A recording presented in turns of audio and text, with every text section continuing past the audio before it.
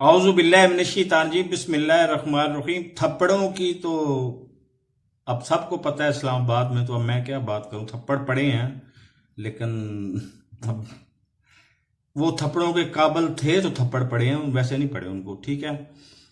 और दूसरे नंबर पर अगले 15 दिन में पाकिस्तान में होने क्या जा रहा है। आप शुरू हो CNN से और आए बीबीसी पे, बीबीसी से होते हुए ना पाकिस्तान का सारा स्ट्रीम मीडिया देख लें, कोई भी आपको ये खबर नहीं दे रहा। पाकिस्तान में सिरे से पार्लिमानी निजाम हुकूमत की बसात लपेटी जा रही है, और लपेटने के बाद यहां पर लाया जा रहा है अवामी सदारती निजाम।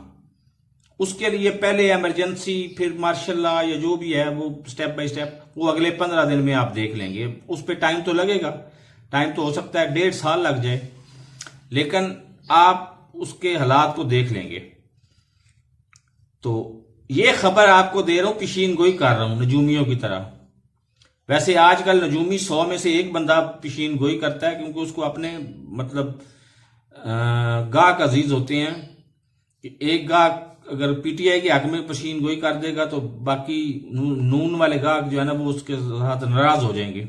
नून वालों के हक में पेशीन गोई कर देगा तो फिर तो पूरा पाकिस्तान ही नाराज हो जाएगा ना। तो हमें उम्मीद ये रखनी चाहिए कि पाकिस्तान का वजीर आजम इमरान खान ना बने, पाकिस्तान का बाख्तियार सदर बने पाकिस्तान का इमरान खान। अल्लाह हाफिज।